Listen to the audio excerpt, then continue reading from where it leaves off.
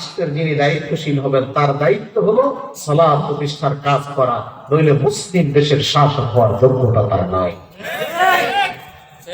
الذين إن مكناهم في الأرض أقاموا الصلاة وآتوا الزكاة وآمروا بالمعروف ونهوا عن المنكر।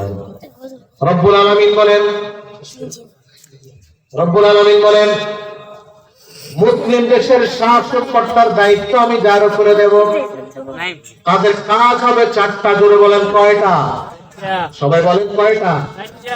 1 number হলো সালাত প্রতিষ্ঠা করবেন, 2 নাম্বার হলো যাকাত আদায় করবেন, 3 নাম্বার হলো মানুষকে সৎ কাজে আদেশ দেবেন, 4 নাম্বার হলো মানুষকে অসৎ কাজ থেকে বিরত রাখবেন। এইখানে মুসলিম দেশের শাসক যিনি হবেন এই 4টা যোগ্যতা তার আছে না? এই 4 যোগ্যতা কার নাই সে আমাদের নেতা হতে পারে না, ঠিক কিনা বলেন? এই কারণে আমরা দেখতে চাই আগের মতো ওই যে মমতাজের জ্ঞান আর আমরা সংসদে শুনতে চাই না। আমরা দেখতে চাই সংসদে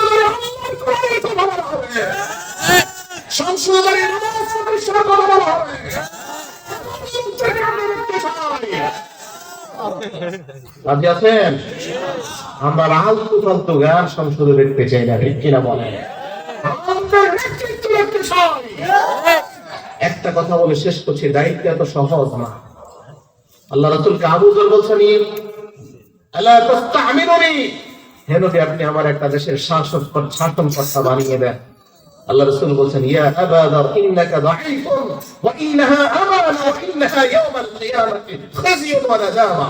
হে আবু যর, দায়িত্ব ছেড়ে দিও না, দায়িত্ব হলো আমানত, তুমি দুর্বল, এই আমানত হবে তোমার কিয়ামতের ময়দানে অপমান ও অপদস্থের কারণ। আমানত যদি কেউ রক্ষা করতে না পারে তাকে আল্লাহ আখিরাত দুনিয়া দুই জায়গায় লাঞ্ছিত করবে, ঠিক কি বলেন? এই কারণে আমরা আমাদের দায়িত্বের জায়গা থেকে সবাই সচেতন হতে চাই। রাজি আছেন?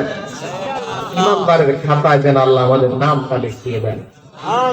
আজকের মাহফিলে আয়োজন যারা করেছেন হুজুর চলে আসছেন, আপনারা যারা শুনেছেন আমার কথায় যদি কেউ কষ্ট পেয়ে থেকে মাফ করে দেব। দোয়া চাই আপনাদের কাছে, আল্লাহ তাআলার কাছে আমরা দোয়া করি এই মাদ্রাসাটাকে আল্লাহ যেন কবুল করে। আমরা আমাদের সন্তান দিয়ে, অর্থ দিয়ে, যেইভাবে হোক এই প্রতিষ্ঠানকে আমরা সহযোগিতা করব।